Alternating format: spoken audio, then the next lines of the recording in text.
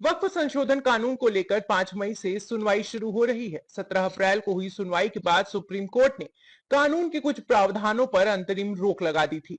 साफ कर दिया था कि बोर्ड में किसी भी नियुक्ति नहीं की जाएगी जब तक कि कोर्ट कोई दूसरा आदेश जारी नहीं कर दे। 5 मई को सीजीआई संजीव खन्ना के नेतृत्व वाली 3 जजों की बेंच इस मामले में सुनवाई करेगी।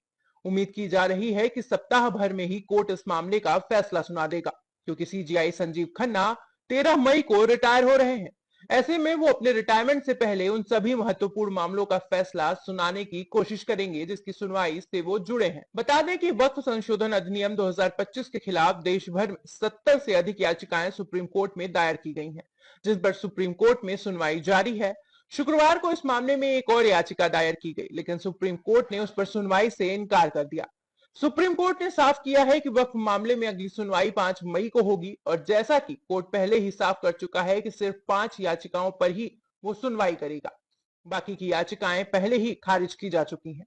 इस बीच मुस्लिम पक्ष की ओर से जमील मर्चेंट और मौलाना अरशद मदनी ने जवाबी हलफनामा दाखिल किया, जिसमें कहा गया कि केंद्र सरकार ने अपने जवाब में नागरिकों को प्राप्त संवैधानिक अधिकारों की गलत व्याख्या की है।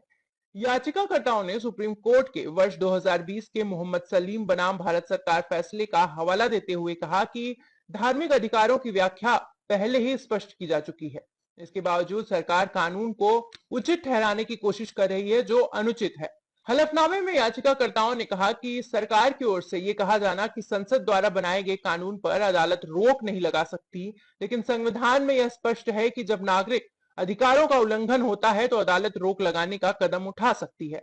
इसके साथ ही यह भी कहा गया है कि वक्फ अधिनियम में किया गया यह संशोधन संविधान के अनुच्छेद 26 का उल्लंघन करता है, जो धार्मिक संस्थानों को अपने मामलों का प्रबंध करने की स्वतंत्रता देता है।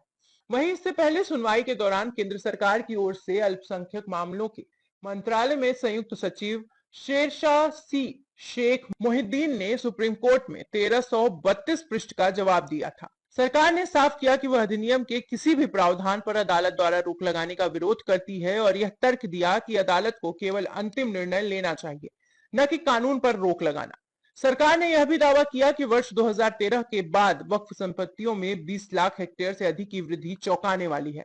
हलफनामे में कहा गया है कि वक्फ बाय यूजर को वैधानिक संरक्षण न देने से किसी मुस्लिम व्यक्ति को वक्फ स्थापित करने से रोका नहीं जा रहा है। सरकार ने आरोप लगाया कि एक जानबूझकर भ्रामक कथा रची जा रही है, जिससे यह भ्रम फैलाया जा रहा है कि बिना दस्तावेजों वाले वक्फ इस संशोधन से प्रभावित होंगे। केंद्र सरकार की ओर से दिए गए जवाब में कहा गया है कि वक्फ बाय यूजर को मान्यता देने के लिए यह जरूरी है कि उनका पंजीकरण 8 अप्रैल 2025 तक हो गया हो। इस खबर पर अपनी राय हमारे कमेंट बॉक्स में जरूर दें।